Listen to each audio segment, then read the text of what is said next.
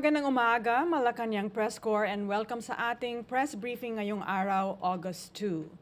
The Philippine government and the European Commission have agreed to strengthen bilateral relations by sustaining the government's transition to a green economy through the Green Economy Program in the Philippines, or GEPP. A joint declaration on the Green Economy Program was also recently signed between both parties. And to give us more information on this, we are joined by Environment and Natural Resources Secretary Maria Antonia Yulo-Loyzaga. Good morning, Secretary Loyzaga. Good morning, Daphne. Thank you very much for this opportunity to share with you where we're coming from at the DENR and the recent developments because of the visit of the EU Commission President. So as you all know, we signed a joint declaration for the Green Economy Program in the Philippines. Hindi naman po lihis sa kalaman natin na may problema po tayo in terms of our solid waste management and of course, our transition towards renewable energy for climate change mitigation dito po sa Pilipinas. So apart from our concerns in terms of adaptation to climate change, in terms of disaster risk reduction, may isa pa pong side ito in terms of mitigation, no? So, yung mitigation pong tinatawag natin in terms of the GEPP really comes from the management of our solid waste. We would like to move towards a more sustainable production and consumption of materials dito po sa atin. And this will take several steps, no? First of all, we need to create the policy environment for the transition to a green economy. At that will mean that we will look into, no, yung historically our solid waste ecological laws, no, and then also look at the EPR law ngayon and to see how we can make that relevant to our climate change mitigation purposes. So yung sustainable production and consumption really has to do with the way we generate our products and how we also manage the waste that is part of the generation of the products, particularly itong mga plastic waste po natin. The policy environment, as I said, is andyan na. I can talk about the EPR a little bit later. But we need a whole of society approach, and that whole of society means that the private sector needs to be involved. Ang LGUs po ang frontline nito. Initially, pinag-usapan na siguro yung very highly urbanized areas. Of course, these are the big waste generators. But let me share with you some statistics that we have, no? In terms of yung solid waste po natin. The Philippines generates about 61,000 metric tons of solid waste daily. Daily, no? About up to 24% of this is, of course, our plastic waste. We consume and utilize actually over 160 million plastic sachet packets. Daily po yun. And of course, over 40 million shopping bags and thin film bags, no? So, lahat po ng mga plastic yon, sinisikapan po natin that they will not reach our marine areas and our coastal areas. Siyempre po, may kailangan pong gawin talaga in terms of the prevention of the solid waste such as these plastics to make it to our open environment and to our oceans. So, just to share with you po kung anong pangangailangan na dapat i-prioritize po natin, one of the issues regarding plastic waste is how much they can be reprocessed and repurposed, no? I don't want to use the word recycled, so medyo konting gasgas na po yung recycled, pero repurpose is one of those words na kailangan po nating isali dito po sa dialogue on solid waste management kasi po many of our plastic waste can actually be transformed for economic value. No, yung economic value po calculated by the World Bank, no? Only 70%, about 70% of the value of these plastics are lost. No, they could be repurposed, no, to the Philippine economy each year. And that value associated po with the 70% material value of the plastics can generate, by calculation of the World Bank, about 790 to 890 million US dollars po per year in order for us to generate that economic value, we do need to make some changes in terms of the way we collect, recover, and repurpose itong mga plastic waste na ito. So, here in the GEPP, yung sinabi po ni Ma'am Daphne, we're looking at, as I said, the policy environment. Meron tayong Extended Producer's Responsibility Law ngayon, which incidentally will have a big formal launch on August 4. And then secondly, the role of the LGUs, the role of the private sector, mga obliged enterprises, and of course, our innovations and entrepreneurs na kailangan pong isali po natin in terms of their contribution to how we can repurpose this waste, no? And looking also at this area, how we can shift towards renewable energy in terms of our production processes, no? So ito po yung sakop ng issue natin sa solid waste management na maapekto sana kung matutuloy po yung agreement nitong GAPP, no? Na sinainan po natin on during the visit of the EU President. Okay. Thank you, Secretary Loyzaga. Any questions from Malacañang Press Corps? Job Manahan.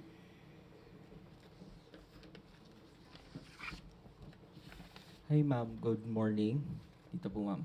Ay, di pa. Okay po. Ma'am, you mentioned kanina na ayaw niyong gamitin yung term na recycling, but what are your thoughts on upcycling, ma'am? Yes. Sige ma'am. Yes, sa repurposing, sali na doon yung upcycling. In fact, no. So, in fact, yesterday, galing pa ako sa inauguration ng isang plastic packaging upcycling plant, no, sa Muntinlupa. Upcycling really finds new value for itong mga waste na ito. So, they can be actually manufactured into building materials, for example, into furnitures, no, into other types of products na can suit our daily needs. So, itong upcycling processes are very important, no? And not just the physical processing, sana po, of these particular plastic waste, but you also know that we can now, of course, repurpose, upcycle PET bottles into other types of PET bottles na will be more easily biodegradable once they go through a certain process, no? So, that's why I use repurpose. Hindi lang po recycling, pero upcycling, at pwede din i-downcycle. But ma'am, yung ibang mga processes na ito involves plastic melting, and we all know that plastic melting could somehow release toxins sa ating atmosphere. How are we regulating po yung mga smoke or any potential dangers that these pose? Kasi may mga studies, ma'am, that show that somehow yung mga workers yung affected ng plastic melting in the long run. Sure. Very important po yung occupational safety for those that are part of these types of operations, no? In terms of emissions, potential for emissions, this is one of the considerations talaga po ng DENR in terms of regulation. So what we would like to do is, in fact, enhance what we call the continuous emissions monitoring system that we have for different manufacturing facilities, no? Sa ngayon po, we actually monitor what is being emitted by certain types of operations, including the power plants, of course, including cement manufacturing facilities. The small-scale processing ng mga plastics po, we still have to work very hard on monitoring these. These are not at the scale na pwede nilang i-afford yung monitoring system, and DENR is also not in the financial situation na pwede namin i-install sa kada outfit, no, kada facility itong mga air quality monitoring, but we are striving to actually enhance our air quality monitoring systems. Hopefully sa budget year na ito, we will be able to actually multiply, no, our monitoring systems. Just so you know, itong continuous emissions monitoring system ay live po ang feed sa EMB, no? So we have a room sa EMB. Makikita nyo po doon yung live feed from the SEMS, and automatic po ang analysis ng mga emissions nito, and the notices of violation are also automatically released kapag nag-violate po ang isang standard. So yun po ang capacity na sana po we can get support for in greater amounts this year. Is it safe to say, ma'am, that DNR is now promoting upcycling and veering away from the thought of recycling po, lalo na't may support from the private sector?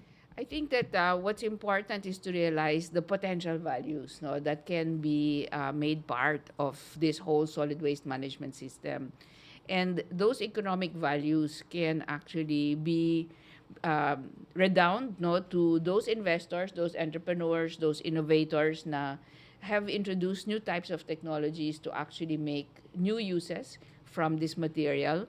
I also would like to stress at this point one of the important points that the DNR would like to advance, even though it is a social point. No, we have been moving for, under this new extended producer's responsibility law, the inclusion of our informal waste management sector into the formal system of solid waste management, which means our waste workers that are not formally employed, justly compensated, covered by occupational safety, and given social protection, as well as the fair wage for their contribution to the solid waste management industry, kasi industry na po siya ngayon.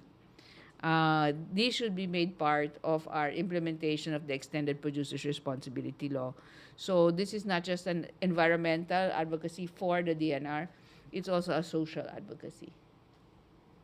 Katrina Domingo, ABS-CBN. Good morning, ma'am. We understand that the EU granted a 60 million euro aid for the Philippines to improve its circular economy, climate change, shift to renewable energy. Yes. But how does the government intend to utilize the fund? What projects are in the pipeline, or do you have in mind for us to utilize the 60 million grant? So the 60 million grant is an offer by the EU, principally for the purpose that you just mentioned, no?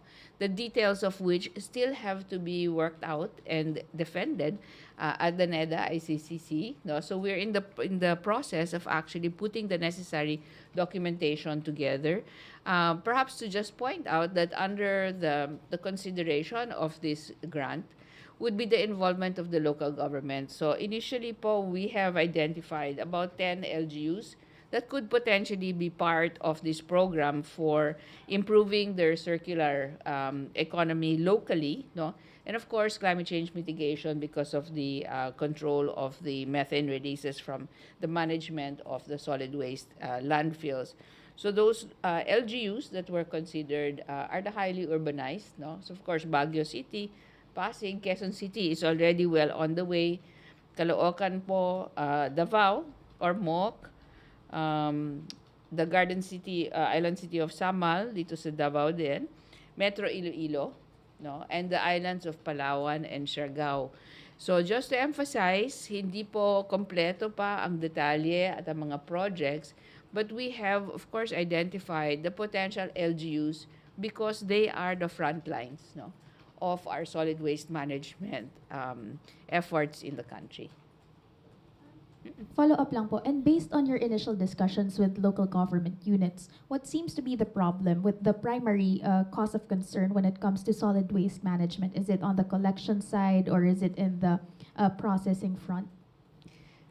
I think it would be fair to say that each stage of the way is still a challenge, no, for us, especially to capture what would be part of both the formal and informal economic activities, no? So collection is, of course, a challenge. This involved logistics, but this involved also personnel who actually are able to collect and process properly in terms of the materials facilities that we have. Processing, as you know, sanitary landfills are among the main ways that these wastes are now disposed of, and monitoring the quality of the environment around the sanitary landfills is, of course, always a challenge, no? How the management processes are actually abided by in terms of the ecological soundness, no, of the practices. So we are still in need of some institutionalization, no, in terms of the way our solid waste are handled locally and consequently our national capacity. Yeah. Last na po. Just the timetable. The kailan po natin na-expect for the documentations and the NEDA study to be finalized? How soon can we feel the effects of the 60 million fund? The NEDA approval process, of course, is one that is that has to be contended with. No, we are targeting to have all our submissions ready, hopefully for assessment by the NEDA board by November, no, of this year. In the meantime, though, we are embarking on our own efforts to green our economy already, given that we have in place the legislation that we need, especially to oblige those large enterprises that actually are the main sources of plastic packaging, no? To begin their collection and to begin their proper disposal of their packaging products. Okay. Ivan Mayrina, GMA 7. This is on another topic, Secretary. I hope you don't mind. Okay. This is about the reclamation projects at Manila Bay. Yes. The United States Embassy expressed concerns about, and I quote, the potential negative, long-term, and irreversible impacts to the environment of such project. May we have the statement of the department on this? Sure. As you may know, we have conducted 2 reclamation fora, no, and precisely in the last, the second one, the last one, we had a representative, in fact, from the U.S. Army Corps of Engineers to actually show us what they are doing in terms of best practice in this regard. No? As I've said from the beginning of my term, no, any disturbance to the ecology will bring about a disruption of systems. No? And so what the DNR is espousing and what we are about to do, and I've said this in public as well in the last 2 fora, we will be conducting a cumulative impact assessment of the reclamation projects as approved, so that we can demonstrate or illustrate and share, you know, what the cumulative impact of all of these projects would be on Manila Bay. You know that Manila Bay actually encompasses 3 regions. No, it's quite wide, and therefore the areas of NCR 4A all the way up to Bataan and Bulacan would be part of the consideration.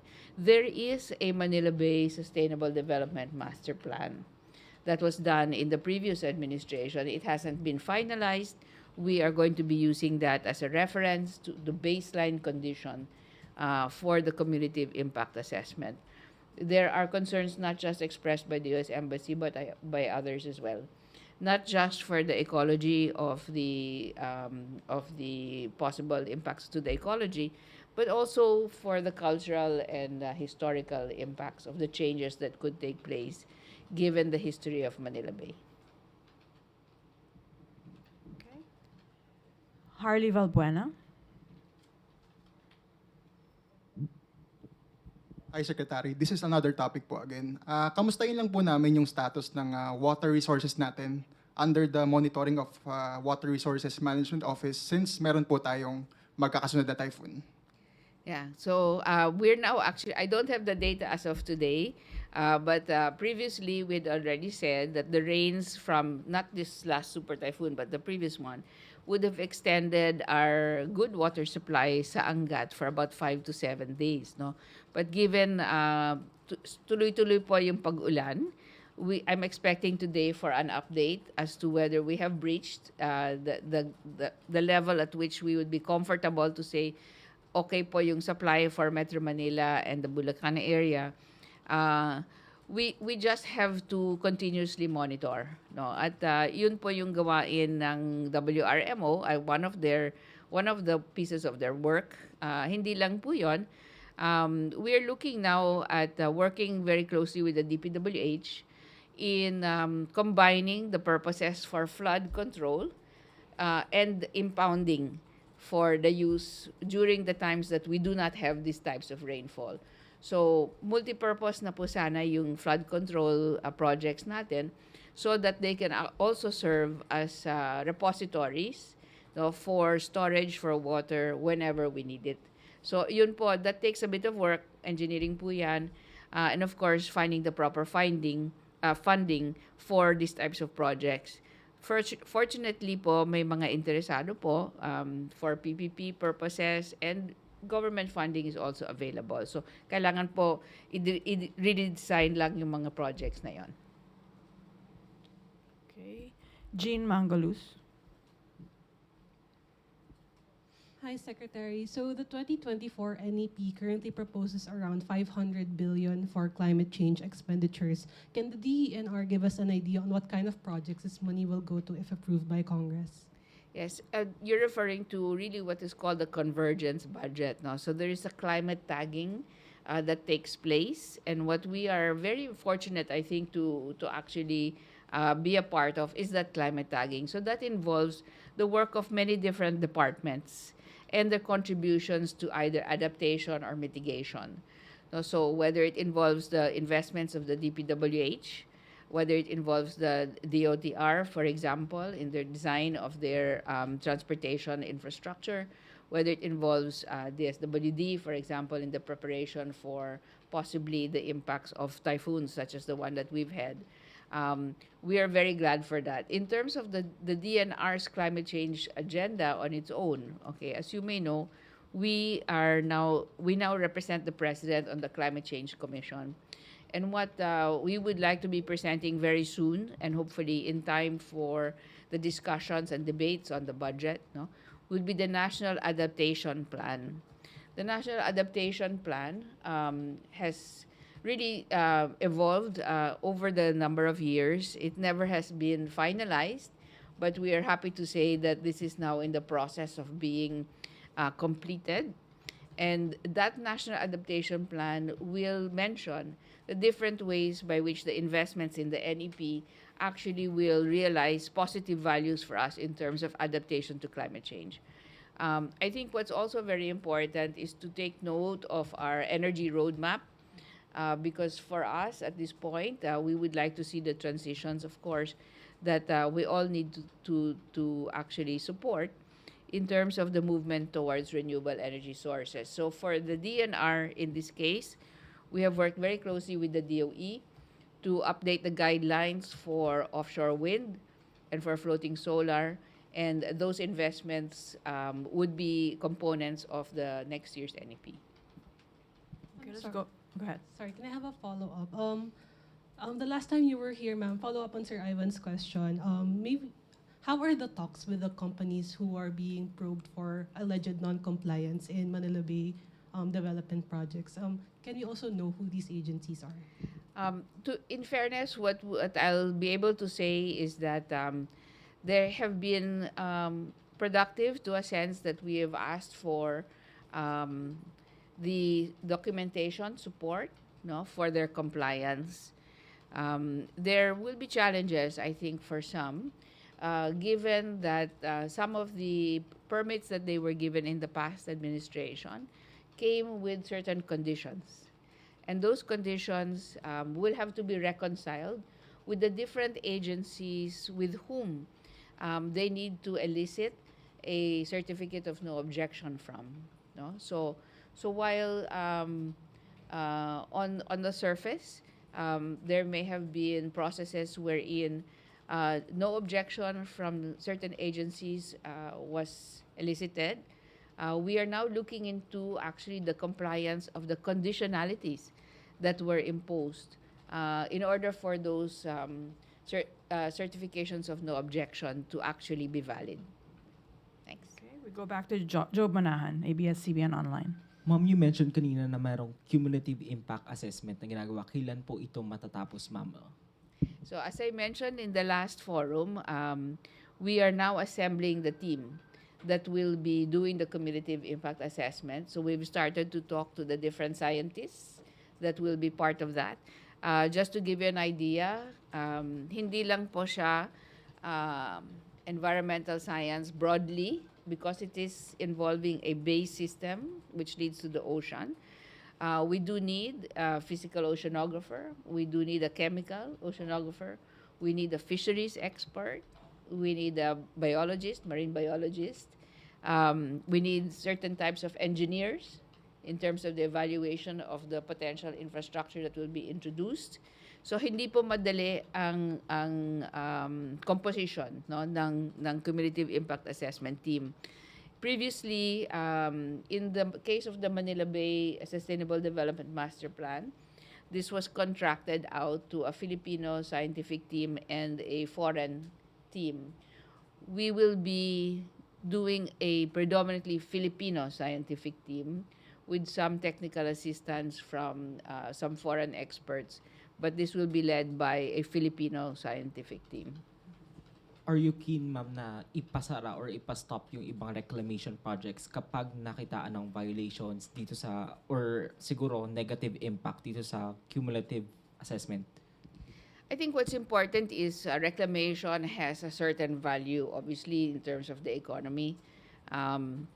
However, we need to do the cost-benefit analysis in terms of the impact to the ecology and the longer-term impact in terms of possibly what could result from climate change. For example, sea level rise needs to be considered. The different possible geological events that could actually take place. As you know, there has been a lot of talk about the big one. No?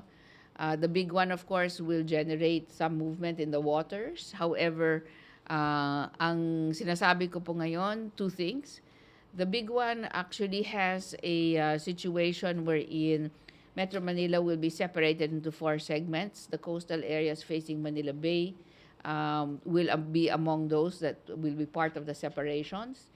And the rescue and the relief operations were meant to come by air and by sea. So reclamation projects could possibly have an impact on that plan. Sa inyo po, you can look up O-Plan Yakal Plus. Okay.